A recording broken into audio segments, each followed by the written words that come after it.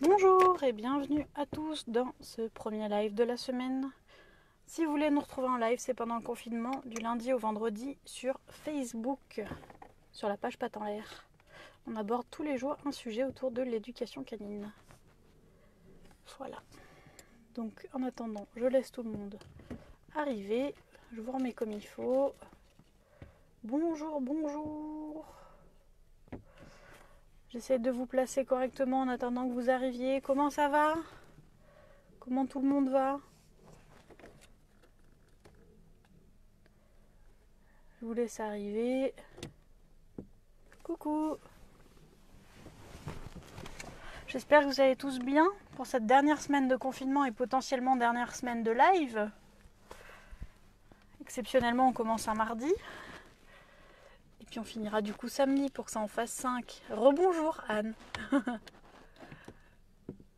J'espère que ça va. Non mais je suis pas droite. Bonjour Delphine. Bonjour Marie. Je suis pas droite. Bonjour Emmanuel. Béatrice, bonjour, on revient d'une balade. La chance, nous on va y aller après. D'ailleurs, ce live pourra durer 1 heure, peut-être 1h05 si on fait les fous. 1h05, mais pas plus, parce qu'après, je vous l'ai dit, on vous prépare la sortie de Paroles de chien pour la fin de la semaine. On vous a rajouté du contenu, donc faut le faire maintenant qu'on l'a rajouté. Donc on vous prépare ça, donc j'ai beaucoup de travail en ce moment. Donc je m'en plains pas du tout. Mais du coup pour les lives c'est un peu short. Donc déjà je trouve que 1 heure c'est déjà top, 1 heure par jour.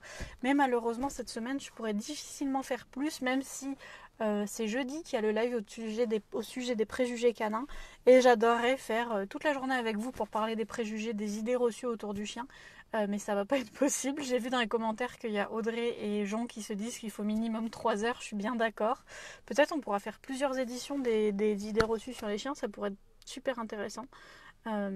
Mais pour ce jeudi-là, je verrai où j'en serai du programme, mais je pense que ça va être un chouille plus d'1 heure, mais pas plus. Du coup, Kinette qui dit très bien et toi, ça va, merci. Pauline, coucou, coucou Marion. Je suis ravie de voir tous vos noms qui reviennent. J'espère que je ne vous ai pas trop manqué hier, vous m'avez bien manqué.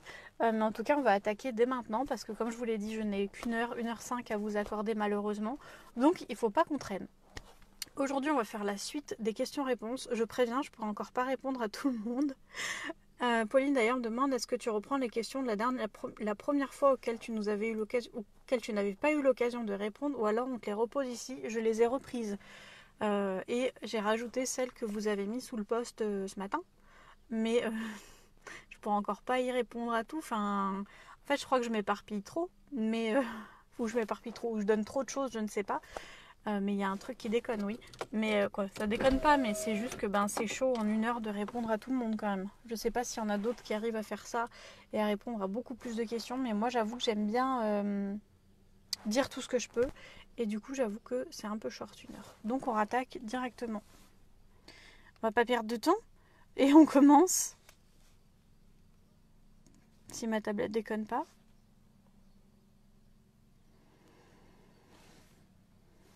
Ça commence bien les amis. Ça commence bien. On reprend la semaine du bon pied. J'espère que vous avez passé un bon lundi en tout cas. Ça m'a fait bizarre de ne pas vous faire de live en lundi, mais hier je ne pouvais pas. Je suis un peu coiffée comme on ne sait quoi, mais c'est pas grave, on s'en fout, on n'est pas là pour ma coupe de cheveux. Donc on commence. Karine, et d'ailleurs, autre chose, je tiens à vous remercier de tout le soutien que vous nous apportez ici ou sur la chaîne YouTube Pattes en l'air ou sur Instagram aussi. Merci énormément. Dans 5 abonnés sur YouTube, on est à 3600. Je trouve ça juste ouf. Donc merci beaucoup parce que sans vous, rien de tout ça ne serait possible. Donc merci beaucoup. Et autre chose, cette semaine, on fête les 1 an des cours du lundi. Je suis super contente. Donc à tous ceux qui sont inscrits au cours du lundi et qui nous regardent ici, bon anniversaire à vous. Bon anniversaire à nous. Et à cette occasion, j'ai réfléchi à plusieurs possibilités et on en a déduit que ce serait cool de faire un petit truc comme ça pour cette semaine, pour tout le monde, pour les cours du lundi. Donc on va en fait écrire ce cours du lundi ensemble cette semaine. Donc le cours du lundi, ils l'ont pas eu hier soir, mais on va l'écrire tous ensemble cette semaine. Donc je vous remettrai un post ce soir ou demain matin. Mais en tout cas, c'est dans les derniers posts de Pattes en l'air où je vous demande quels sont pour vous les meilleurs conseils en éducation canine. Donc si vous voulez aller voir ce post où je vais le remettre pour que vous puissiez mettre vos réponses. Ceux qui ont déjà répondu, c'est pas la peine de le mettre une deuxième fois. Mais en fait, je regroupe vos réponses et je vais en faire un cours du lundi pour la fin de la semaine. Donc comme ça, on l'aura fait tous ensemble ce cours du lundi. Claire qui dit bonjour, on vient de finir un jeu de réflexion, celui des bouteilles sur un axe. Cool. Véronique, bonjour. Donc, on rattaque avec nos questions. Mais bordel, cette tablette. Va falloir que j'investisse, hein, les amis. Bon, après, elle a 7 ans, je peux pas me plaindre non plus, hein. Mais quand même, là, c'est... Ah, ça y est. C'est handicapant sur les lives, en fait. Donc, Karine, du Vezin. Coucou, comment éviter une chaîne de comportement? En gros, comment être sûr que lorsqu'on travaille quelque chose, on ne va pas créer une chaîne de comportement. Exemple, je vais apprendre le chut à ma chienne, donc elle aboie. Je lui dis chut, je récompense, si elle se tait, etc. Sauf que ne va-t-elle pas comprendre? J'aboie, chut, récompense, et donc aboyer pour obtenir une récompense. C'est une très très très bonne question, parce que c'est quelque chose qui arrive à tout le monde, et qui m'est notamment arrivé avec Lana. Lana, c'est exactement ce qui s'est passé pour l'apprentissage du chute et l'apprentissage aussi du fait de descendre du canapé. Lana a compris que pour descendre du canapé, il fallait y être montée. Donc elle sautait sur le canapé, elle descendait tout de suite, elle s'asseyait, elle me regardait, elle dit hey, je suis descendue quand même. Donc elle attendait sa récompense. Donc c'est une très très bonne question que tu nous poses là. Je te dirais que pour éviter une chaîne de comportement, il faut déjà récompenser au bon moment. Des fois, sans faire gaffe, on récompense le fait d'aboyer. On n'attend pas assez longtemps après un aboiement pour récompenser le calme. Et je dirais aussi qu'il faut attendre d'avoir l'occasion de récompenser ça sans que le comportement entre guillemets gênant soit produit. Je m'explique. Tu peux récompenser le calme d'un chien, le silence d'un chien sans qu'il aboie. Et je pense que c'est ces choses-là qu'il faut privilégier sur des chiens qui ont tendance à produire des chaînes de comportement. Il faut privilégier le fait de récompenser dans un autre moment qu'au moment où le chien produit le comportement. C'était pas plus clair, hein. Par exemple, je veux récompenser le silence d'un chien. Au lieu d'attendre qu'il aboie puis se taise, je vais le récompenser quand il n'aboie pas. Voilà. J'espère que je me fais comprendre. Je vais le récompenser, je vais récompenser le fait de se taire quand il n'a pas aboyé avant. Tout simplement pour qu'il comprenne que le calme est récompensé, que le non-aboiement est récompensé. Voilà. Sinon, on peut essayer d'anticiper, ce qui peut être un peu plus compliqué, notamment sur les aboiements. Et voilà. Et évidemment, faire attention au moment où tu récompenses, ne pas récompenser au moment où elle aboie. Stéphanie MRT, comment faire comprendre au chiot de 4 mois et demi de ne pas mettre les tables sur la table ou sur les gens? J'ai vu que Stéphanie aujourd'hui avait reposé la même question pour les vitres, parce que sa chienne demande à rentrer. Du coup, comment faire pour faire en sorte que sa chienne ne salisse pas les vitres? Déjà, quand on a un chien, même en camping-car, on a des vitres hyper crades. On s'y est fait, c'est quelque chose aussi qu'il faut accepter d'avoir un chien qui fout ses pattes, qui met ses pattes un peu partout, chiot ou pas, et qui nous salisse l'intérieur. Ça, déjà, c'est quelque chose à accepter. Après, pour ta question d'aujourd'hui sur comment faire en sorte que mon chien ne saute pas sur la vitre pour demander à rentrer, il y a la solution des sonnettes pour chiens. Des sonnettes qui s'achètent sur Amazon ou sur une autre marque, je ne sais pas. Il doit y en avoir sur Zooplus ou Zoomalia, ce genre de site d'animalerie en ligne. Et c'est des sonnettes comme les sonnettes d'hôtel que vous mettez dehors hors de la baie vitrée et sur lequel votre chien sonne pour que vous ouvriez. Il est de votre devoir de vous faire l'association entre le chien sonne, la porte s'ouvre, de lui montrer que ça marche vraiment. C'est pas la peine de mettre ce système en place si au bout de 2 jours il va vous gonfler et que vous ne le faites plus. Parce que l'intérêt c'est que votre chien comprenne qu'il a sa sonnette personnelle et qu'il s'en serve, mais c'est à vous de répondre quand il sonne. Voilà. Donc ça c'est pour la vitre. Sinon, de ne pas mettre les pattes sur la table ou sur les gens. L'apprentissage de ne pas sauter sur les gens, on l'a vu dans un des derniers lives où je vous disais de mettre en œuvre pour ça le langage canin. C'est-à-dire de vous tourner, de croiser les bras, de lever les yeux au ciel et de, quand votre chien s'arrête de sauter, de là le récompenser. Il faut se souvenir que tout ce qu'on récompense recommence. Et le fait d'apporter une attention à votre chien, que ce soit par le regard, la voix, le toucher, ça peut déjà le récompenser, c'est déjà perçu par lui comme une récompense. Donc ce qu'on fait, c'est qu'on ne regarde pas, qu'on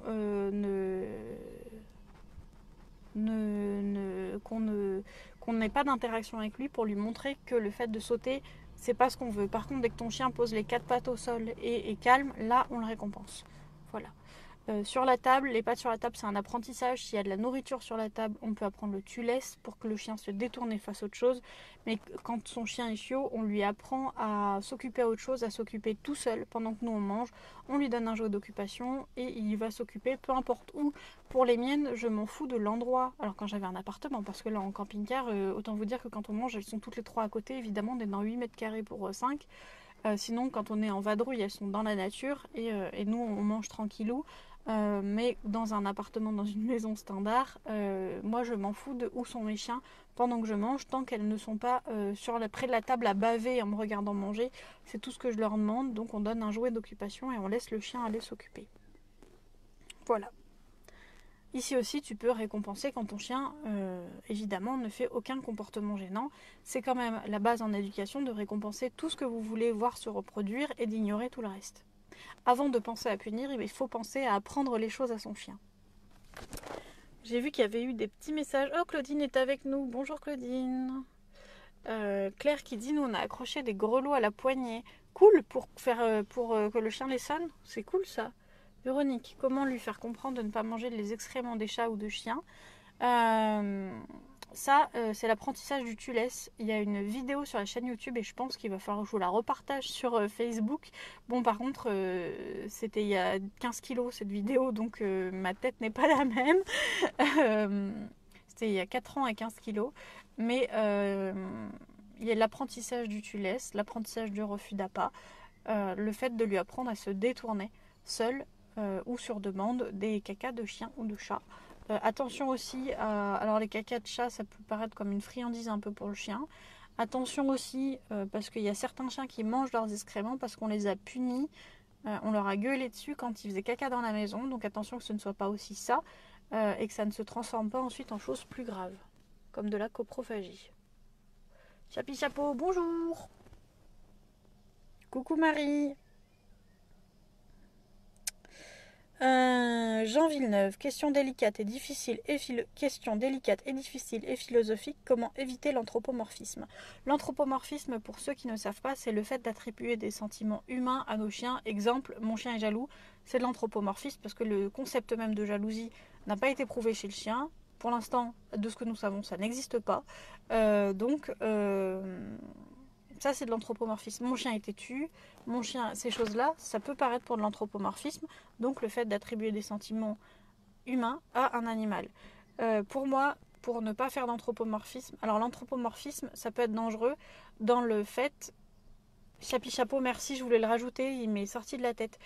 Pour les cacas de chiens et chats, vérifiez évidemment s'il n'y a pas de carence. Je voulais le dire et il m'est sorti de la tête. Merci, ma petite conscience.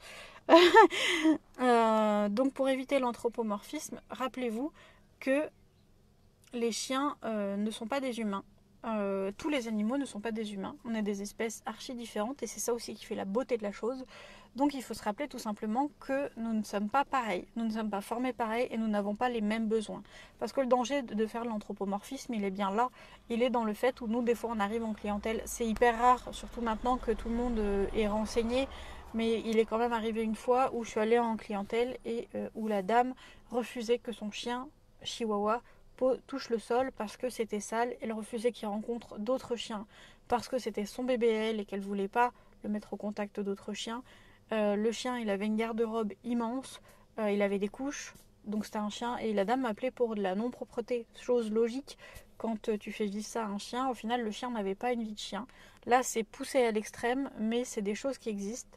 Dans le quotidien, il faut faire attention à faire attention.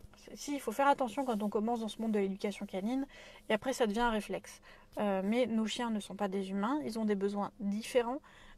Ils ont des besoins qu'il faut respecter. Il faut être très informé sur les besoins canins, sur le langage des chiens pour pouvoir comprendre, apprendre leur langage. C'est ce qu'on va vous apporter avec Parole de chien. C'est aussi dans ce sens-là qu'on l'a fait pour que tout simplement tout le monde puisse comprendre son chien, parler le chien, lire les chiens, son chien et les autres, pour bien montrer que ce sont des espèces différentes qui ont leur langage à part et qui ont leurs besoins à part. Donc à mon sens, pour éviter l'anthropomorphisme, on est déjà pas mal si chacun respecte les besoins de l'autre. Et il ne faut pas rapporter tous les comportements du chien à ce que l'on fait nous aussi. Il ne faut pas comparer, on n'est pas comparable tout simplement, on est deux espèces différentes, donc ce n'est pas comparable. Ensuite, la suite de la question, ou comment penser comme un chien sans qu'une pensée humaine ne vienne perturber le jugement. Là aussi, tu peux, en t'intéressant à une autre espèce, Jean, c'est archi le cas, enfin il est pire qu'intéressé à une autre espèce, c'est un moniteur d'éducation canine, et en faisant aussi des recherches vétérinaires sur le fonctionnement du chien, en faisant des recherches sur la façon de fonctionner du chien et son langage. Par exemple, Jean, la suite, on a parlé d'injustice que ressent le chien avec la vidéo du monde de Jamie, mais est-ce vraiment de l'injustice ressentie humain vis-à-vis de l'autre chien, ou simplement c'est-il de donner la patte car il n'obtient pas de friandises? Je ne le sais pas parce que je n'ai pas encore eu le temps de voir cette fameuse vidéo. Il faut que je la retrouve. Dites-moi si vous le savez, si elle est sur YouTube, si quelqu'un peut m'envoyer le lien en privé ou ici, ce sera avec grand plaisir, mais j'avoue qu'avec les coachings en ligne, les communications animales et la formation en ce moment et les lives ici tous les jours, j'ai eu du mal à me débloquer le temps pour me poser et réellement regarder cette vidéo. Je continue à me former et à lire et tout ça, mais j'ai eu du mal à me poser sur cette notion d'injustice. J'ai été prise par autre chose. Donc je ne pourrais pas te dire, je ne sais pas moi si le concept d'injustice fonctionne chez le chien et qu'il le comprend. À l'heure actuelle, à l'heure où je te parle, je t'avoue que je ne sais pas. Voilà. Encore moins, comment limiter les aboiements du chiot, 4 mois et demi, qui aboie pour jouer, réclamer, ou des fois pour parler, elle nous regarde et hop, un petit coup en gueule, petit coup de gueule, un appartement, c'est chiant. Je ne sais pas si c'est Jean qui a posé celle-ci. Comment limiter les aboiements du chiot? On a parlé la semaine dernière dans le live de solutionner les aboiements sur le live de vendredi dernier qui sera en ligne ce soir sur YouTube. J'espère que toi qui as posé cette question, tu as vu la réponse en solutionner le live, tout simplement en récompensant les moments de calme et en donnant de l'attention, en donnant ce que ton chien désire au moment où il est calme. En fait, c'est ça qui va changer les choses. Je dis beaucoup eux aujourd'hui, je suis désolée. C'est que, voilà, ça recommence. Plus vous faites attention à un tic de langage, plus ce produit, c'est quand même dingue. Donc, pour limiter les aboiements, il faut apprendre à ton chien à gérer cette impatience, à gérer cette frustration qu'il va ressentir quand il attend quelque chose et lui donner cette chose quand il est calme. Ton chien veut de l'attention, cool, mais tu lui donnes quand il est calme. Si à chaque fois que ton chien gueule pour avoir de l'attention, aboie pour avoir de l'attention, tu lui donnes, ça va se reproduire parce que lui, il aura compris que aboiement égale attention. Peu importe l'attention, même si tu hurles sur ton chien, c'est une marque d'attention que tu lui donnes. Donc attention aux actes que l'on met en pratique au quotidien, à ce que l'on fait envers son chien au quotidien. Vraiment, attention à ça et récompensez votre chien quand il est calme. Voilà. Est-ce que j'avais donné d'autres choses? Là aussi, tu peux faire des jeux calmes dans un premier temps avec ces chiens. Avec ces chiens-là qui sont vite excitables, on, au départ, privilégie les jeux calmes et on privilégie les choses qui font bosser là-haut pour ne pas le monter en pression pour rien. Et petit à petit, quand il sait se gérer, on monte en pression, mais très progressivement. Voilà. Et on peut voir aussi du côté des stimulations mentales et physiques, si on a assez, détourner avec un jouet ou un bonbon et donner un petit jouet d'occupation pour que le chien s'occupe tout seul. Je vois que Chloé a répondu. J'avais répondu à Jean sur les commentaires Facebook. Je n'avais pas vu, je suis désolée. Où elle nous dit que c'est démontré en éthologie. Ben voilà. Chloé est aussi très renseignée sur le monde du chien. Donc si c'est démontré en éthologie, je fais confiance à Chloé. Je vais me renseigner. Ça va être mon devoir après avoir créé, mis en ligne, avoir fini de créer, mis en ligne et partagé mon programme Parole de chien. On s'attaquera à l'injustice sur le chien niveau formation. Injustice du chien. Donc Claire a aussi parlé. Rocky ne peut pas se retenir la nuit suite à des problèmes de santé, donc pour être sûr de l'entendre dans notre sommeil, les grelots c'est génial. Ah ouais, c'est top. Véronique, je l'ai vu la vidéo et lui fait le tu-laisses, mais le tu-laisses sur les cacas ça marche moins. Elle mange jamais les siens, mais préfère déterrer ceux des chats. Donc vois s'il n'y a pas de niveau de carence, Véronique. Et le tu-laisses peut ne pas être assez travaillé. Il y a quelque chose sur le tu-laisses qui est peut-être pas assez expliqué sur la vidéo. C'est que déjà, on commence avec une friandise en haut, en hauteur, et petit à petit, on descend en direction du sol pour que l'exercice soit de plus en plus dur. On peut aussi changer la chose à laisser, la friandise, et petit à petit, pareil, on descend. Et il faut aussi augmenter temps, durée, distraction distance, donc que le chien tienne de plus en plus longtemps, qu'on puisse s'éloigner de plus en plus en lui demandant et qu'il y ait de plus en plus de distractions autour pour lui demander. Voilà. Fais attention aussi aux stimulations mentales parce que là je vois qu'elle déterre, donc elle a cette phase où elle creuse. Peut-être qu'il manque un petit peu de stimulation mentale et qu'il faut rajouter un petit quelque chose de ce côté-là. Pour le fait que le chien creuse, on peut acheter les piscines en coquillage là pour les enfants pour que le chien ait son espace en rajoutant des friandises dedans et des jouets. Comme ça, le chien il a son espace pour creuser, ou délimiter un carré dans le jardin, là aussi en mettant de la terre pour que le chien puisse creuser à sa guise. Et il y a la petite mamie de tous les jours qui arrive. Delphine, on peut aussi faire l'âne s'il s'excite trop, lui donner l'attention contraire à ce qu'il attend. Qu'est-ce que tu veux dire par là, Delphine? Dis-moi, j'ai pas compris. Chapi chapeau, injustice, j'en ai parlé avec Charlotte Duranton, c'était avec elle qu'on avait fait l'émission. Cool! Ah bah faut vraiment que je la regarde parce que j'adore le travail qu'a fait Charlotte. Véronique, ok merci. Même si c'est Beata à l'écran. Ok. Mais avec plaisir, je savais pas du tout que Charlotte était intervenue sur le monde de Jamie, donc avec plaisir je regarderai ça. Cool.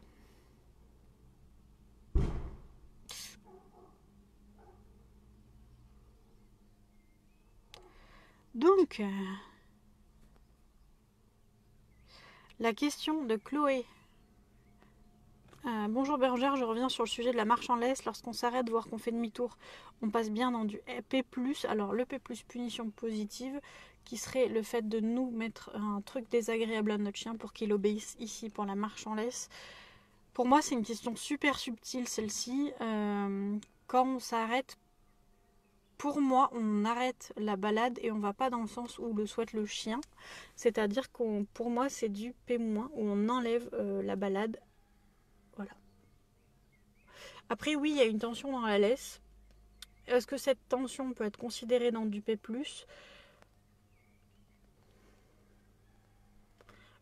Pour moi, le P+, c'est vraiment dans la marche en laisse, c'est vraiment le coup de sonnette. Ici, c'est une tension. Je ne tire pas mon chien pour revenir à moi. Évidemment, il y a des manières de faire demi-tour avec son chien. Il y a des manières de s'arrêter en balade. C'est sûr que les gens que je vois s'arrêter, mais faire ça en ramenant le chien vers eux, pour moi, c'est du P+.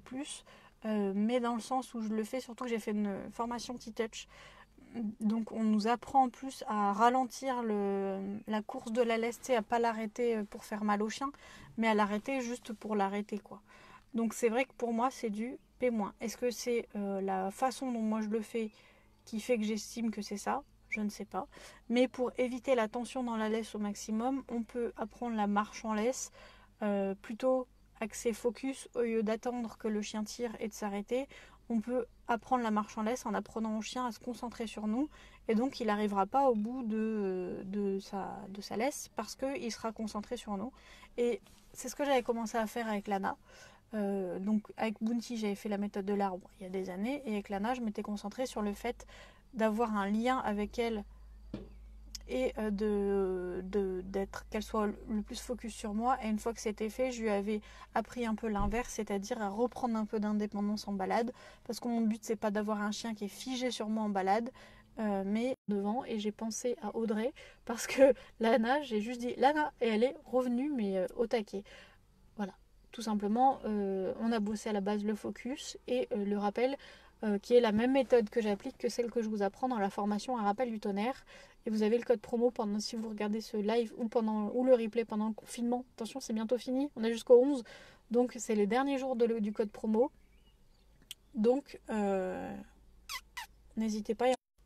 Bonjour, je vous avais perdu. Ah c'est chiant hein. Pourtant j'ai rechargé la 4G et on est dans un endroit où ça n'avait jamais bugué.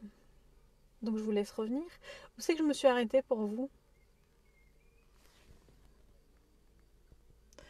Claire qui dit on t'a perdu.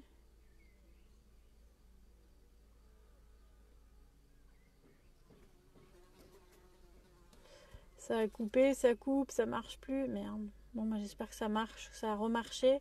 N'hésitez pas à me dire en commentaire si vous me voyez bien. Moi je me vois. Donc je ne sais plus où on en était.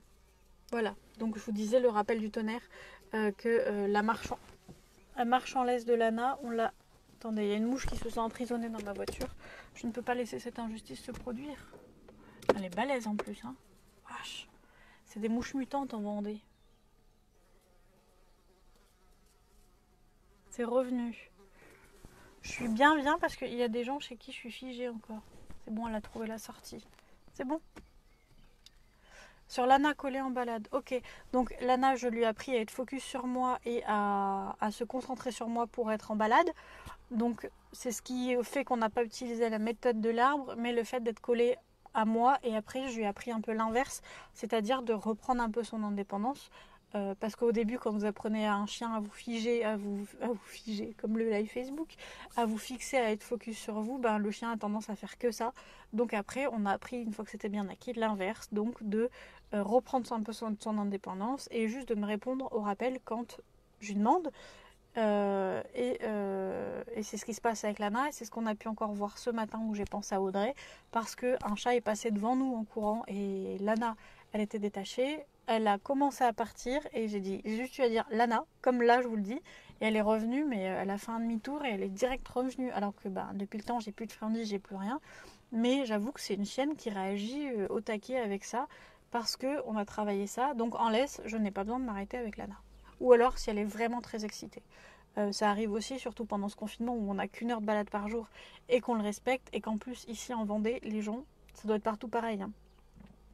Mais les gens sortent énormément plus, on croise beaucoup de monde en balade alors qu'on est dans un patelin paumé. Et donc ma chienne est en laisse, elles sont en laisse depuis le confinement parce que on croise tout le temps des gens. On est toujours obligé de rattacher, de détacher, donc on s'éloigne au maximum et on garde en laisse pour déranger personne. Voilà. Chapeau, si t'es en anticipation, préparation, lien, t'es en P-. En revanche, à mon sens, quand tu n'as pas tout ça, que la laisse se tend, ça devient P+. Ça dépendra aussi de la sensibilité de l'individu. Je pense, oui, que c'est pas parce que la laisse se tend qu'il y a une douleur ou quoi que ce soit, et que ça peut être perçu évidemment comme du P- par le chien. En tout cas, moi je le fais dans ce sens-là. Évidemment, le but n'est pas de faire du mal au chien, je vous le rappelle au cas où vous découvrez mes lives aujourd'hui. On travaille exclusivement en méthode positive. Le but c'est absolument de ne causer aucune souffrance au chien, qu'elle soit physique ou psychologique, et ni au maître. Je regarde au-dessus parce que j'ai vu.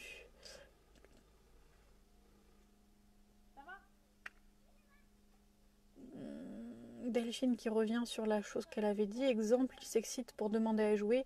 On est devenu idiot, on a compris que qu'il veut aller se promener, on met le harnais, la laisse, on le met en voiture et on oublie d'aller se promener. Donc,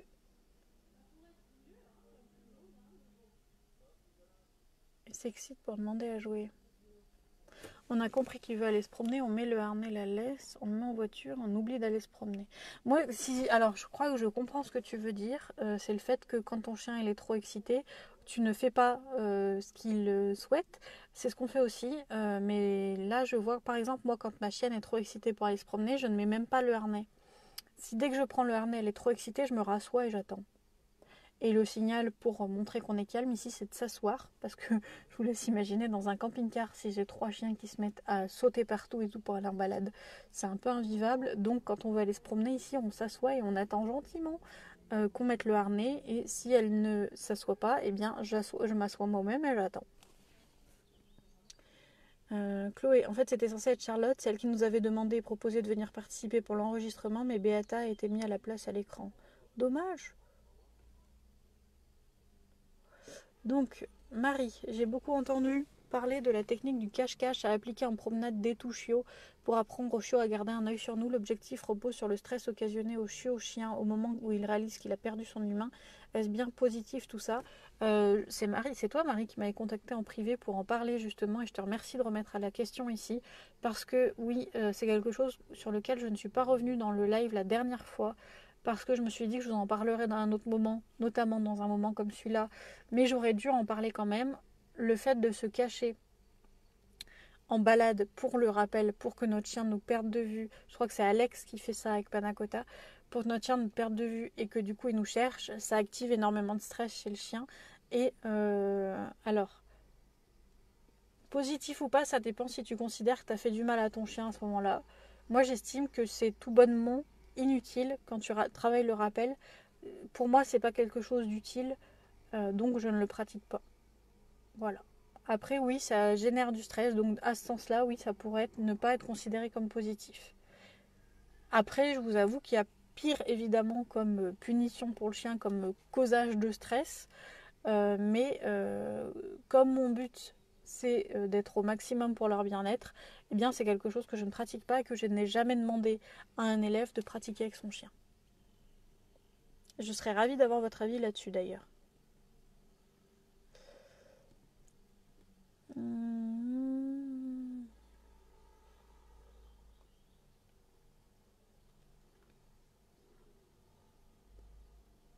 Chloé qui dit que pour la marche en laisse, selon la sensibilité du chien, surtout quand le lien pas créé, c'est plutôt pas vraiment positif.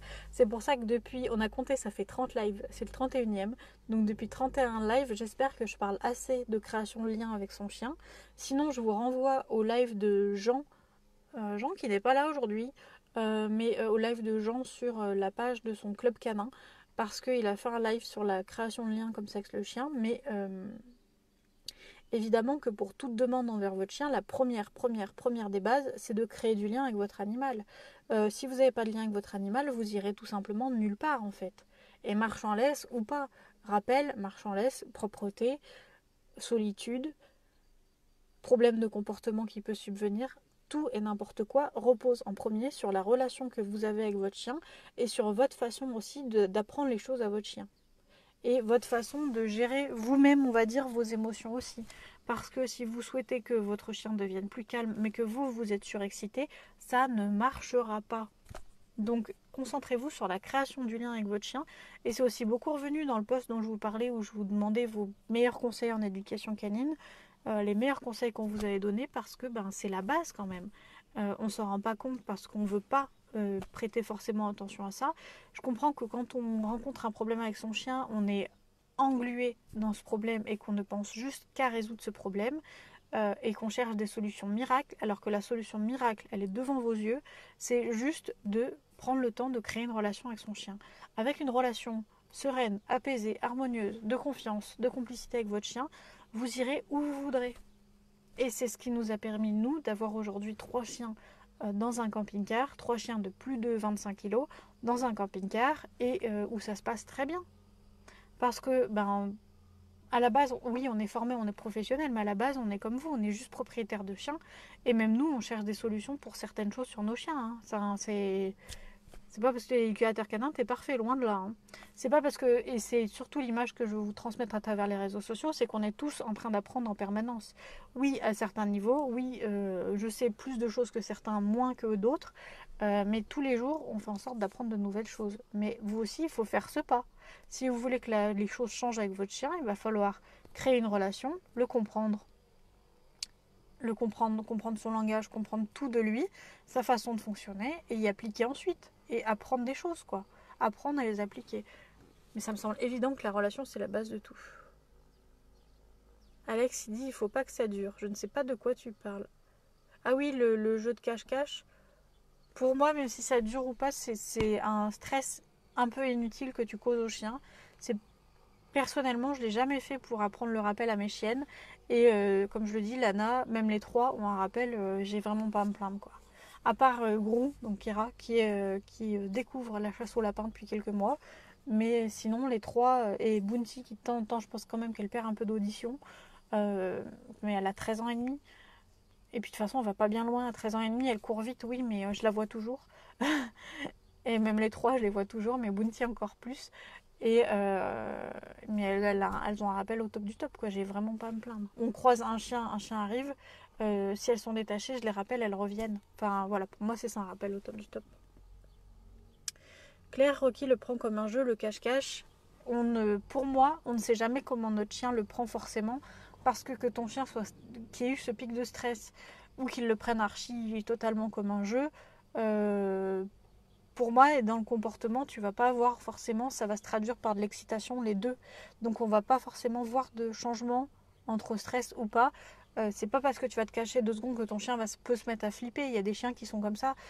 Mais ce pic de stress, on le voit pas forcément et il faut faire quand même attention à ça. Voilà. Mais après, là aussi, moi je vous dis des choses. Je suis professionnelle depuis 7 ans cet été. C'est pas pour ça que j'ai la parole divine. Hein. Vous faites comme bon vous semble avec vos chiens.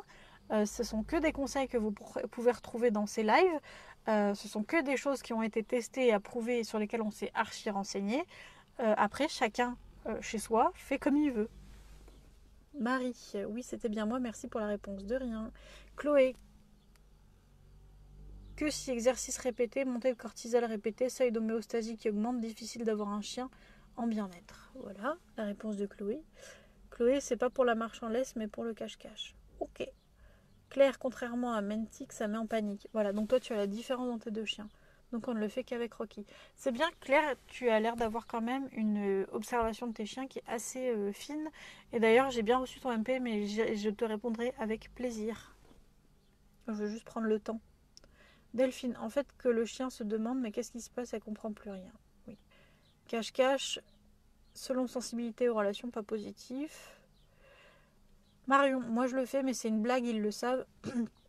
Et on rigole quand ils me trouvent, c'est pas une méthode d'éducation de se cacher en balade. Ok. C'est quoi le Facebook de Jean, j'imagine, Alex, tu me demandes. C'est Jean Villeneuve, mais il faudrait que je vous partage. Dans les derniers posts, j'ai partagé la page de son... c'est Canisport du Séguéla, la page Facebook où il a fait le live. Emmanuel. Pour le jeu de recherche du maître, ça dépend vraiment du chien. Je le fais parfois, mais plus dans le cadre du jeu que du jeu et de la recherche que de l'éducation. Si le chien panique, je dis tout de suite aux personnes de se montrer. Ok. Chloé, si on provoque des montées de stress avec du cache-cache selon individu, on fait des sécrétions de cortisol et on remplit le vase jusqu'à la goutte d'eau plusieurs jours pour que le taux de cortisol baisse. Merci de ces précisions. Mais en tout cas, voilà. Claire, c'est ce qu'on a fait avec Menti. Dès qu'on a vu qu'il a paniqué, ce n'est en aucun cas pour travailler le rappel. Alex, il dit ok, merci. De rien. Mais voilà, pour moi, c'est l'exercice de rappel. Il y a bien d'autres manières de le faire que celle-ci.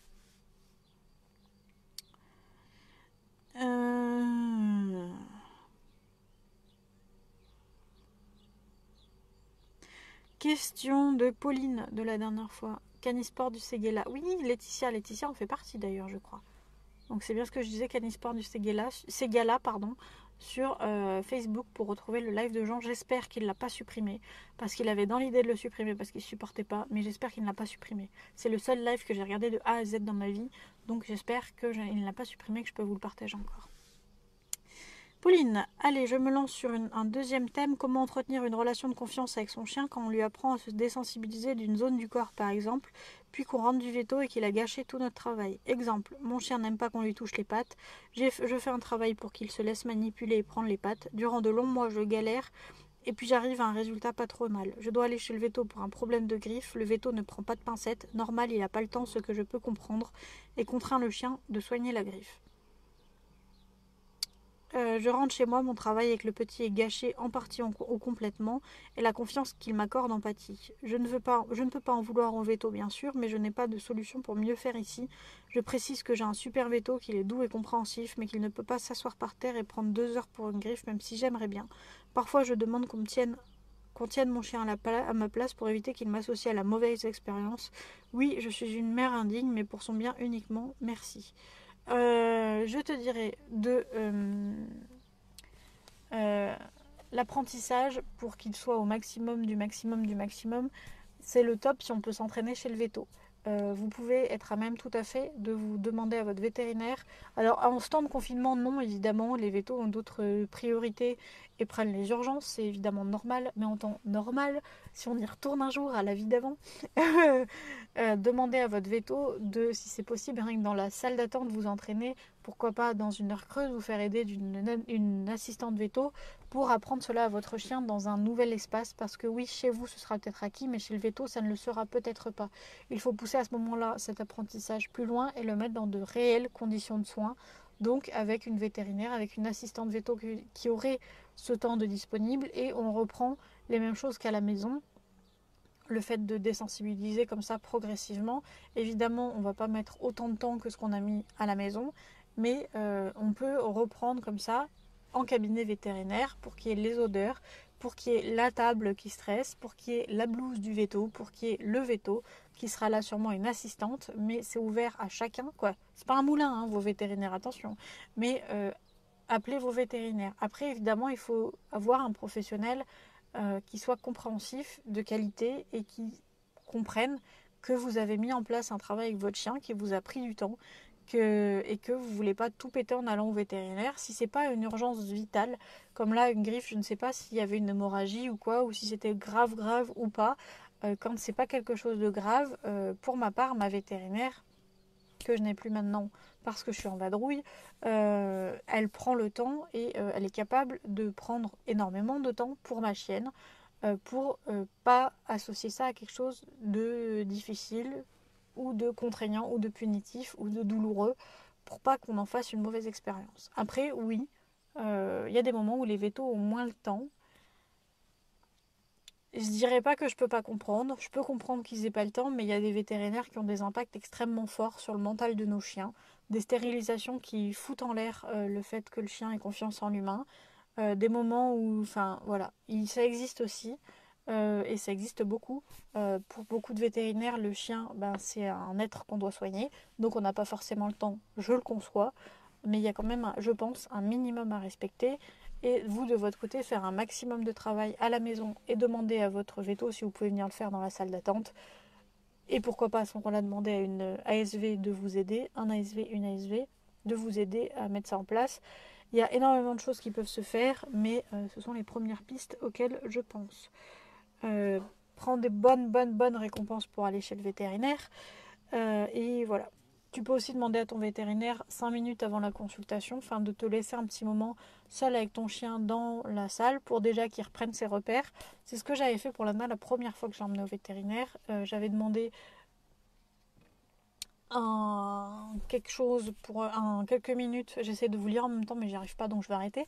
Quelques minutes pour que ma chienne prenne ses odeurs dans la salle, qu'elle fasse le tour de la salle, qu'on reprenne ensemble avec Lana les manipulations avant que le vétérinaire arrive, juste qu'elle se mette un peu dans une ambiance un petit peu travail. C'était encore un chiot à ce moment-là, donc voilà. Mais une ambiance un petit peu, voilà, pas de surexcitation et tout ça, de se poser et de se laisser manipuler, de se laisser vacciner. Voilà.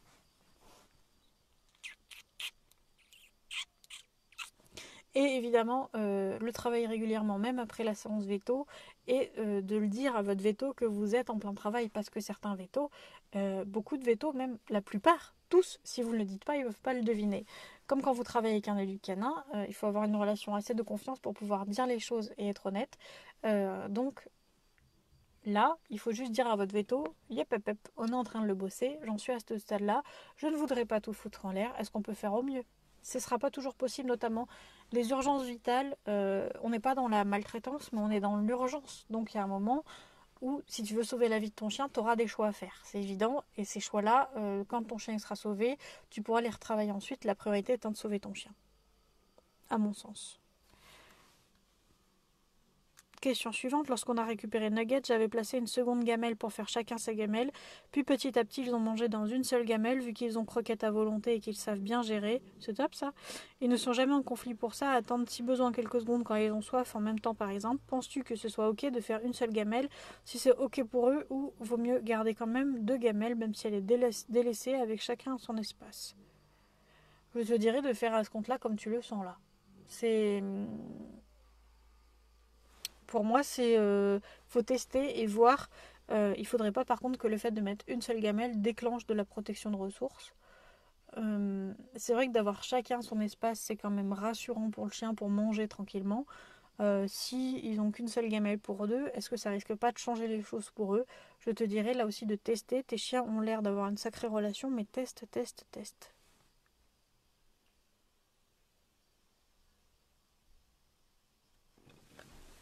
Je remonte pour avoir vos questions. Isabelle, je suis obligée de faire le cache-cache car ma Lana... Oh, Lana aussi. ne vient pas quand je l'appelle, elle vient me voir quand je l'appelle, puis retourne à ses occupations, creuser des trous et rechercher des mulots. C'est que là, le travail n'est pas assez travaillé, et pour retravailler le rappel, le travail n'est pas assez travaillé, je crois que j'ai dit, le rappel n'est pas assez travaillé, pour retravailler le rappel, t'es pas obligé de faire le cache-cache, il y a énormément d'autres techniques. Je te laisse aller voir le live sur la page YouTube Pas en l'air aussi. Sur notre chaîne, il y a un live sur le rappel. Donc tu trouveras plein de conseils dedans. Souvent, quand notre chien ne revient pas strictement au pied vers nous pour qu'il reste à 3 mètres, c'est qu'on s'est penché en avant. Et donc le chien cherche quand même beaucoup à regarder notre regard. Donc recule pour voir notre regard. Ou qu'on le dit avec une voix un peu énervée. Est-ce que je peux comprendre quand ça fait 15 000 fois que tu rappelles ton chien? Mais si tu as besoin de le rappeler 15 000 fois, c'est qu'il faut retravailler le rappel. Et donc, quand ton chien te sent un peu agacé, il ne va pas revenir. Voilà, tout simplement. Et là, ça peut être aussi une partie du langage canin où quand les chiens voient qu'on est énervé nous-mêmes, ils vont s'éloigner de nous, produire des signaux d'apaisement pour nous apaiser avant de revenir. Anne, il me semble que tu avais fait un article, une vidéo ou un live sur les manipulations de soins. Si oui, tu pourrais nous dire où la trouver. C'est un cours du lundi. Donc sur la boutique patenlair.fr/boutique. Je crois que c'est ça l'adresse, oui. Et sinon, patenlair.fr, onglet boutique, c'est un des cours du lundi. Chloé, et sinon sur les manipulations veto, il y a une formation chez Canissimo, mais elle ferme les inscriptions. Elles sont pas en permanence ouvertes, qui s'appelle 1, 2, 3 veto, donc je ne sais pas quand elle va les réouvrir. Chloé qui dit on est responsable de nos chiens, de leurs apprentissages, il ne faut pas hésiter à faire stopper une consultation si le chien n'est pas à l'aise. Si acte non urgent évidemment, c'est nous qui allons vivre et devoir modifier les associations par la suite. Ça me semble évident que peu importe le professionnel, j'espère que c'était évident pour tout le monde quand j'ai dit qu'il faut adapter les rythmes et tout ça, ça l'est peut-être pas, donc merci Chloé, ma conscience de me rappeler. Professionnel, éducation, vétérinaire ou quoi, vous êtes responsable du bien-être de vos chiens, il est évident que vous pouvez stopper une consultation vétérinaire. J'ai stoppé pour ma part une consultation d'hydrothérapie qui n'est pas avec l'hydrothérapeute de Lana, qui était la première que j'ai testée parce qu'elle était remboursée par la mutuelle, donc je voulais tester, mais je savais très bien qu'il fallait que j'aille chez Can Emotion à Grenoble à la place parce que c'est la meilleure, mais j'ai voulu tester avant autre part et parce que c'était remboursé par la mutuelle et que c'était un certain budget. Et cette dame, tout simplement, n'a pas du tout été cool. Donc du coup, j'ai dit, je prends mon chien et je me casse. Voilà. Et elle m'a dit que je faisais de mon chien un chien roi, qu'elle allait me faire des conneries, qu'elle allait être la chef à la maison et que moi je me retrouverais en gros dehors comme une sous-merde parce que mon chien aurait pris ma place à la maison, que les méthodes positives c'était pas bien et que je ferais mieux d'arrêter mon métier dès aujourd'hui parce que je mène les gens en bateau. Enfin voilà, les trucs qu'on peut prendre dans la gueule même quand on est pro du positif et qu'on exerce ce métier. Enfin... Voilà. Ah non, elle m'a dit vous avez un enfant roi, vous n'avez pas un chien. Mais elle m'étranglait le chien, elle le mettait sur le tapis et elle lui balançait de la flotte dessus. Ce qui fait que on a mis des mois à ce que cette chienne n'ait plus peur de l'eau ensuite, alors qu'elle a eu juste un jet. Et moi j'ai dit mais ça va pas, non. J'ai pris mon chien, je me suis barrée. Et même encore maintenant, Lana, faut qu'elle y aille dans l'eau à son rythme. Je ne peux pas la mouiller comme je veux pour lui faire prendre une douche ou quoi. Lana, c'est à son rythme. Donc c'est même encore maintenant, on est encore là-dessus. Et même si elle se baigne et tout normalement avec ses sœurs. Pauline, merci pour tes réponses, mais de rien. Chloé, on n'anticipe pas assez les moindres manipulations de nos apprentissages. Ça devrait faire partie intégrante de l'éducation. La muselière, mais aussi toucher les pattes, approcher des outils pour ne pas avoir besoin de contention, par exemple. Ce serait l'idéal. Peux-tu me donner le nom du live ou de quoi ça parle? Le live de Jean, j'imagine, Alex, comme tu parlais de celui-là, c'est créer une belle relation avec son chien, il me semble. Anne, ok, merci, de rien. Marion, tu parles, j'imagine, d'une veto. Oui, c'était une veto. Alex, je suis devenue famille d'accueil pour chat. Ah oui, mais je l'ai noté. Je suis devenue famille d'accueil pour chat. J'ai une mère et 4 chatons. Comment puis-je les présenter à ma chienne alors qu'elle course les chats étrangers? En ce moment, elle les sent à travers la porte et la mère chatte est très agressive. Je te dirais dans un premier temps d'attendre. D'attendre dans un premier temps. Voilà. Que si ça se passe déjà pas bien comme ça, quand tu vas ouvrir la porte avec Panacota, elle risque d'aller les courser. Donc je te dirais dans un premier temps vraiment d'attendre. De ne pas les mettre en présentation directe là. Bonjour Bérangère et Jérémy. Merci pour ce live. Je me posais une question que je t'avais posée lors d'un live, mais mon commentaire n'a pas dû apparaître chez toi. C'est pas grave. Voici ma question. Est-ce possible qu'un chien fasse de la protection de ressources sur un autre chien lors d'une interaction avec un chien extérieur. Alors qu'il protège un autre chien sur un chien extérieur, si je comprends bien. Si je comprends bien, pour moi c'est possible, et ça peut être du manque de gestion de l'excitation. Ça peut être un chien qui s'excite au lieu de produire des signaux pour éloigner l'autre, au lieu de produire des signaux, il se surexcite et il monte en pression. Ça peut être un moyen de communiquer un inconfort, un moyen de communiquer le fait qu'on n'ait pas envie de communiquer justement avec ce chien. Voilà, ça peut être plein de choses aussi hors protection de ressources. Marion qui dit je l'ai pratiqué en hydro aussi. Ah bah tu dois voir de qui je parle alors. C'est assez dingue quand même.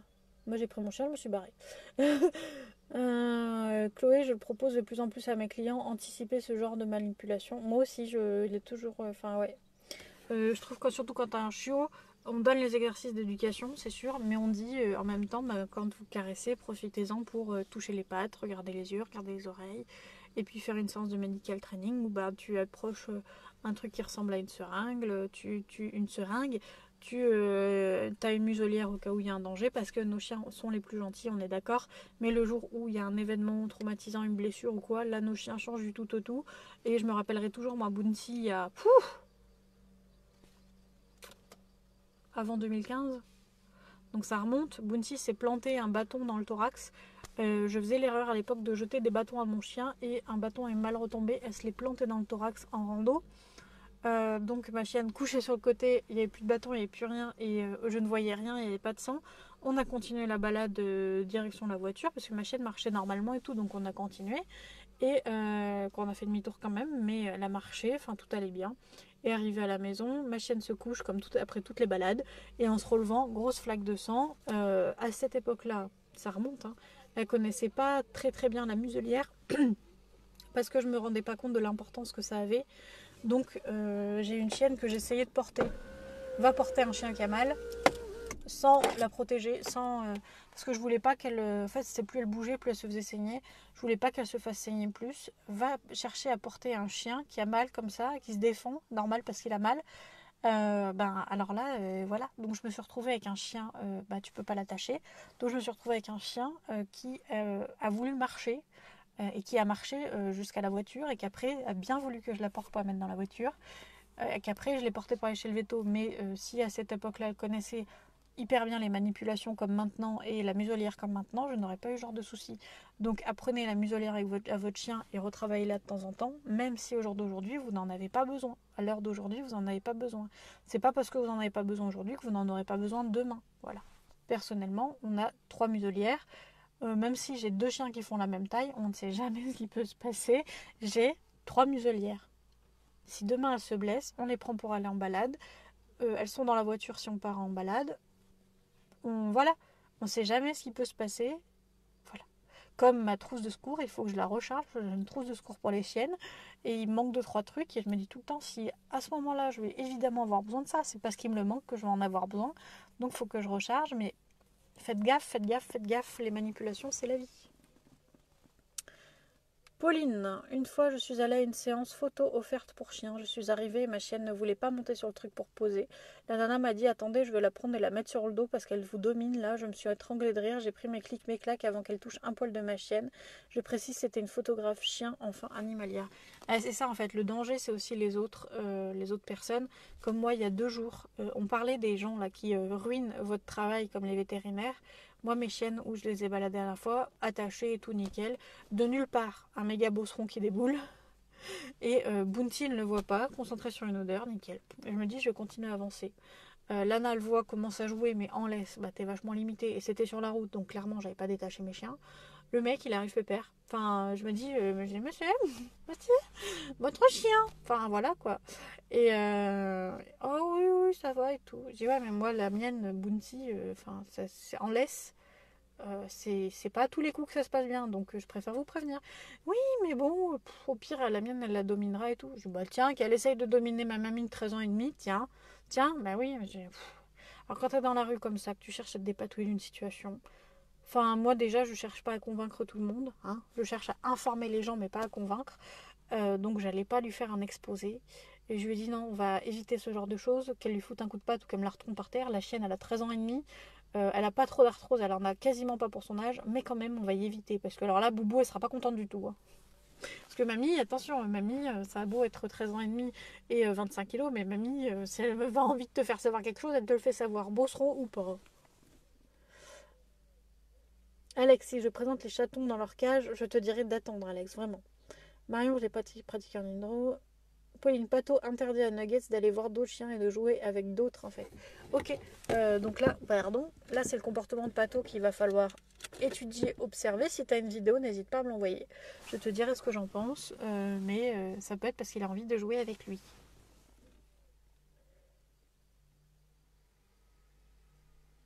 Guillaume, aux protections d'une femme en chaleur. Je pense que tu voulais dire femelle. Il n'y a pas de femelle dans le tas. Il le mordit et lui aboie dessus. Ça peut être de la demande de jeu pour lui, je pense. Marion, oui, je vois, elle n'est plus veto d'ailleurs. Ah ouais? Pourquoi elle est plus veto? Elle s'est fait virer de l'ordre des vétos ou elle a arrêté d'elle-même? Merci Laetitia, j'imagine que tu as partagé le live de Jean. Caroline, oh, tu as changé de nom, Caroline. Bonjour à tous, désolée, je suis en retard, je reviens de balade avec Ozzy. On s'est pris l'orage, je regarderai en replay. Demain, c'est bien. Comment appréhender le déconfinement? Oui, demain, c'est sur le déconfinement. Eh bien, bon courage pour le séchage. Laetitia, oui, tu as bien réussi à mettre le lien. Pauline, cool, je filme la prochaine fois, merci. Mais de rien. Pas de femme en chaleur. Voilà. Non, je pense qu'il voulait dire femelle en chaleur, Guillaume. Enfin, j'espère. On va encore répondre à... Voilà, j'ai pas eu le temps de faire les questions que vous avez posées aujourd'hui. Donc, je pense que je ferai un autre live peut-être la semaine prochaine, lundi prochain. D'ailleurs, dites-moi si vous êtes encore là lundi prochain ou si vous reprenez le boulot, si ça vaut le coup de faire un live ou pas. Peut-être que j'en ferai un lundi prochain. Et puis si je vois qu'il n'y a personne, je n'en ferai pas mardi. Je pense qu'on va faire ça comme ça.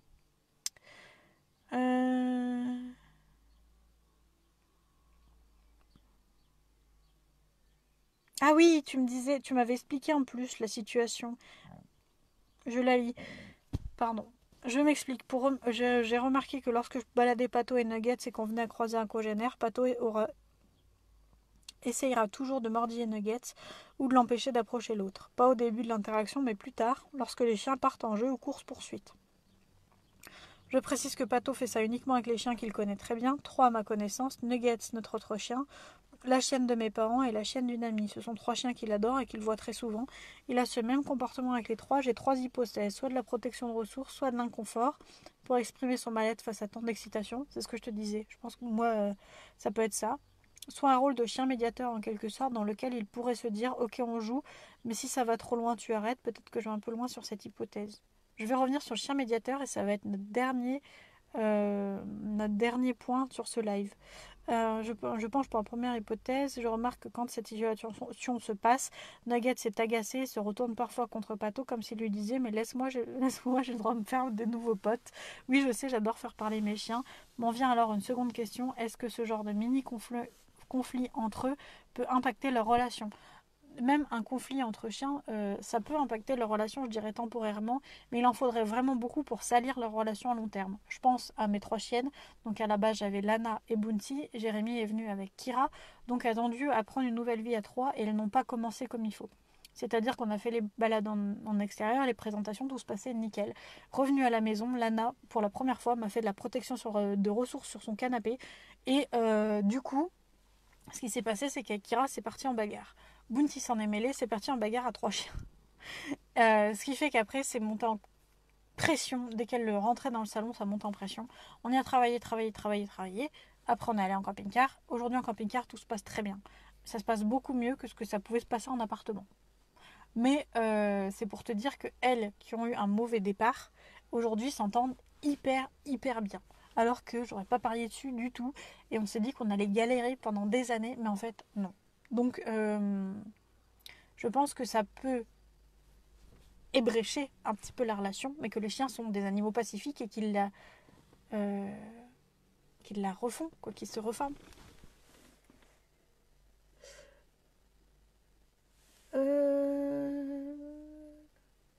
Guillaume, non, c'était pour la protection de ressources entre 2 chiens et un chien intermédiaire, donc je parlais de femelle en chaleur. S'il y a une femelle en chaleur dans le coin, oui, ça peut faire des conflits. Et pas de femme, je suis anciennement polo. Polo, tu as changé de nom toi aussi, mais tout le monde change de nom aujourd'hui. Mais quel est ton vrai nom du coup, Polo, Guillaume?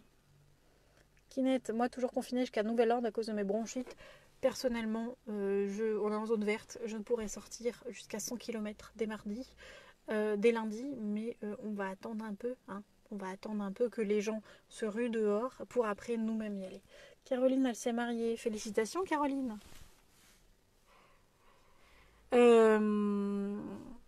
Je voudrais revenir pour finir ce live du coup sur la notion du chien médiateur. Pour moi, un chien n'est pas médiateur et personne ne devrait s'en servir comme médiateur. Euh, Donc c'est Guillaume ton vrai nom, Paul. Oula, faut que je m'y fasse. Tu as changé d'identité dans ma tête. Euh, Même un éducateur canin comme moi, qui prend pour certaines occasions l'ANA pour aider d'autres chiens, je ne considère pas ma chienne comme étant un chien médiateur. Oui, tu as des chiens qui sont plus doués en communication que d'autres, ou c'est un mélange de dons et de bonnes conditions de vie, on va dire, et, d'apprentissage. L'ANA, c'est ça. Lana, c'est un mélange de. À la base, elle n'a pas eu une vie traumatique et en plus, on a appris bien comme il faut les signaux et on l'a récompensé quand elle en produisait. Donc, c'est un chien qui communique énormément. Je ne te dirai jamais que mon chien est un chien médiateur. C'est quoi l'autre mot pour chien médiateur? Il y a un autre mot, mais je m'en sers tellement pas de ces mots, bordel. Un chien. Pour moi, on n'a pas à faire porter sur les épaules du chien cette charge-là de faire la médiation entre les autres. C'est pas le rôle d'un chien. Un chien est un chien. Oui, ton chien peut en aider d'autres s'il est doué, mais ça doit rester entre eux. Par exemple, Anna, son nombre d'heures de travail est extrêmement, extrêmement, extrêmement limité. Ça doit se résumer à une par semaine, deux maximum. Et voilà. Régulateur, oui, c'est ça. Oui, régulateur. Souvent, je trouve que dans le monde du chien, les gens qui ont un chien qui se met vite près des autres, qui les force, qui les colle, en fait, souvent quand tu croises quelqu'un qui te dit oui mais mon chien il est régulateur, et ben c'est le pire en communication animale et c'est le seul qui fait monter la tension. Vous voyez ce que je veux dire ou pas? Ça m'est arrivé quand on faisait un stage où la dame elle est arrivée avec un berger allemand qui oppressait les autres, mais oppressait vraiment. Et j'ai dit, je l'ai pris à part parce qu'on était éducateur canin mais pas les autres. Et je l'ai pris à part et je lui ai dit si tu as besoin que je t'aide, si tu as besoin de quoi que ce soit, je peux t'aider en éducation canine, je peux t'aider, je peux. Enfin voilà. Comme je le fais avec vous, je prends pas du tout les gens de haut, je propose mon aide en fait. Je suis trop bonne, trop conne. Bon, ça, je pense que c'est aussi ça. Euh, à des moments, je pense que je suis un peu trop con de penser que les autres voient ça d'un bon oeil, alors que personnellement, je le fais d'un bon oeil. Bref, je lui propose mon aide, Jérémy lui propose son aide, parce que je l'ai formé. Donc, bah, il fait comme moi. Et en fait, la dame me dit, mais vous comprenez rien. Mon chien, il est régulateur. Ah, là, il régule quoi, du coup? Parce que là, moi, ce que je voyais, c'était juste un chien qui stressait les autres, qui les collait, qui les angoissait, qui les... Enfin, pour moi, t'as pas à demander à un chien à être régulateur, laisse ton chien être un chien. Et les méthodes d'éducation canine où on vous dit qu'un certain chien va sauver votre chien parce qu'il est régulateur, fous-lui la paix à ton chien. Fous-lui la paix là à ton chien. Enfin, tu vois. Je parle pas pour Pauline quand je dis fous-lui la paix à ton chien, mais là, c'est plus pour tous les éducateurs canins pour qui leur base, leur travail repose sur les compétences de leur chien. Voilà. Et qu'on nous fait croire que le chien communique avec le maître. Alors ça, moi, je suis sûre que ça existe, la communication entre le chien et le maître. Mais où on voit des petits gestes pour que le chien fasse des choses et on dit regarde, il a sauté, je lui ai rien dit. Quand t'es pro, tu vois qu'il y a eu quelque chose en fait. C'est un peu comme la magie, quoi. Tu vois le tour. Mais malheureusement, ce sont des gens qui ont des milliers de vues, et je reviendrai encore une dernière fois sur la chose. C'est vous qui donnez le pouvoir aux créateurs de contenu, aux éducateurs canins sur Internet. Peu importe le domaine de création de contenu, c'est vous qui donnez le pouvoir aux gens de se faire de la visibilité ou non, d'être vus ou non. Et c'est vous, par vos clics, par vos likes, par vos commentaires, par vos partages, qui faites que quelqu'un est entendu ou pas. Donc choisissez bien ce que vous regardez. Je remonte, et puis après vous avoir répondu, on va arrêter là. Marion, je serai là lundi, mais je ne peux pas vraiment vous dire pour la suite, pas encore d'infos. Guillaume et cette tête de chien, c'est pas moi, mais c'est mon chien. Dac. Pauline, oh non, je croyais qu'il y avait un chien, suivait ce live, moi. Moi aussi, il y en a un qu'un jour, on m'écrive waf. Ils sont un vrai chien. Bref, Chloé, un chien, ses humeurs, ses fatigues ne peut être régulateur tous les jours et en fonction de ses affinités. Guillaume, je parlais pas de chien médiateur, lol, c'est difficile de s'expliquer, comme tu dis si bien après ton explication parfois. Emmanuel, je suis bien d'accord que ça n'existe pas. Chloé, l'humain veut que le chien soit régulateur H24. Il n'est pas écouté dans son état et doit être opérationnel H24. Ce n'est pas possible. Il a ses humeurs, ses émotions, ses envies. C'est ce que je disais pour Lana. Lana, si c'est 1 heure ou 2 max par semaine, c'est le grand max. Et si ma chienne n'est pas en état, je fais autre chose. Si je vois que ma chienne n'est pas dans un jour où elle a envie... Enfin, si je vois que ça se passe pas bien avec le chien, je vais pas forcer mon chien, quoi. Pauline, ok, donc plutôt de l'inconfort, mais uniquement avec ses 3 chiens potes. C'est étrange qu'il ne le fasse pas avec d'autres groupes de chiens qu'il ne connaît pas, non. Je pense qu'il veut qu'il a de l'inconfort envers les chiens extérieurs quand il est avec ses copains, parce qu'il veut jouer avec ses copains. On a tous compris de qui tu parles. Il n'y en a pas qu'un, Guillaume, il n'y en a pas qu'un, mais il n'y en a pas qu'un. Oui, vous avez compris de qui je parle. Attention, j'ai une plainte, parce que sur un forum, j'ai dit que cette méthode-là, pour moi, c'était d'éducation, du spectacle et pas de l'éducation, parce que je ne reconnaissais pas le métier d'éducateur canin dans cette méthode-là à laquelle tu penses. J'ai eu une plainte, un truc pas virtuel mais digital. Fou, et comme quoi si j'en reparlais, bah, ça allait être une vraie plainte. Bah, viens copain. Enfin, je m'en fous moi. Je m'en fous, je veux juste que les gens soient plus informés et que les gens fassent leur propre choix et donnent pas des milliers d'euros pour 2 jours pour au final avoir un chien qui est traumatisé sur un terrain et qui dans la vraie vie fera pire que ce que c'était avant. Marie, super que tu en parles. J'avoue avoir été fascinée il y a quelques années par un youtubeur qui utilise sa chienne Malinois pour rééduquer les chiens de ses clients, le tout dans un style rigueur militaire. Pour moi, c'est du spectacle. Mais il n'y a pas qu'une seule personne qui travaille comme ça. Là, vous voyez cette personne dont on parle, mais si vous recherchez sur YouTube, il y en a plein où c'est un peu plus insidieux, où c'est moins dit franchement, où c'est moins vu franchement, mais il y en a plein. Ça n'a pas abouti, menace. Il y a une personne qui va passer en procès pour contre cette personne-là. Voilà. Il y a un groupe Facebook sur ces méthodes-là et sur ce que ça représente et sur les dérives et sur les menaces qui sont proférées par cette formidable et belle personne, c'est ironique bien sûr, qui dirige cette entreprise. Bref, je ne connais pas les gens personnellement, mais ça c'est ce que je vois d'internet. Moi aussi je suis certainement une grosse conne pour beaucoup d'entre eux du monde de l'éducation canine, mais on continue sa vie quand même. Donc les amis, comme je vous l'ai dit, je vais pas être dispo bien plus longtemps. Je vais tout simplement travailler sur le programme qui sort fin de semaine. Il y a toujours quelque chose à faire. Et je vais devoir vous laisser ici. J'espère que ce live vous aura plu, qu'il vous aura aidé, parce que le but est là en premier, c'est de vous aider, qui vous aura appris des choses. Je remercie Anne qui est venue me dire en privé que le live l'aidait beaucoup et qu'elle apprenait des choses, donc c'est top. Et puis voilà. Et puis je vous retrouve pour le live de demain sur la suite, l'après-confinement avec nos chiens, et pour aussi le cours du lundi qu'on crée ensemble. Kinette qu'il ne le voit plus sur Facebook. Moi j'avoue que c'est pas du tout ce genre de personne que je suis, donc je ne sais aucunement où il en est, ce qu'il fait. C'est juste que quand j'ai un stagiaire ou quoi, ce sont des choses que je montre pour montrer les différences de techniques. Alex, merci, bon courage. Ah, ne me souhaitez pas bon courage, je réalise le métier de mes rêves. Donc ne me souhaitez pas bon courage les amis. Par contre, si vous souhaitez vous aussi réaliser le métier de vos rêves, faites attention à votre fatigue. Voilà, petit point comme ça, hors chien. Guillaume, tu as le droit d'avoir un avis tant que tu ne dégrades pas une méthode ou un bonhomme. Après du spectacle, je trouve qu'on le dit trop vite. On a le droit d'être visible sur des plateformes sans pour autant le faire par spectacle. Oui, la preuve, je suis visible sur des plateformes, mais je ne me mets pas en spectacle. Par contre, il y a une mise en scène, il y a tout un tas de choses qui me font penser au spectacle. Je ne parle pas du fait d'être sur une plateforme pour le spectacle, je parle vraiment de la mise en scène, des choses inutiles pour le chien, des gestes parasites, des gestes scénarisé, parce que c'est scénarisé, du placement de caméra, des musiques, de la façon même pour cette personne-là de faire obéir son chien sur un signal précis, que beaucoup aussi ont là, ce mot précis, pour moi, ça, c'est du spectacle. C'est la scénarisation de la chose qui peut faire penser aux gens que c'est de l'éducation canine. Pour moi, on est loin de l'éducation canine.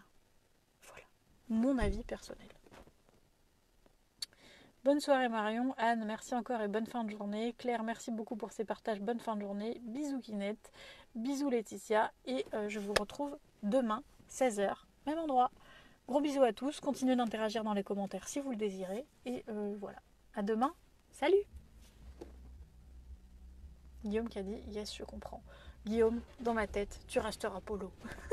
Allez, bonne soirée à tous.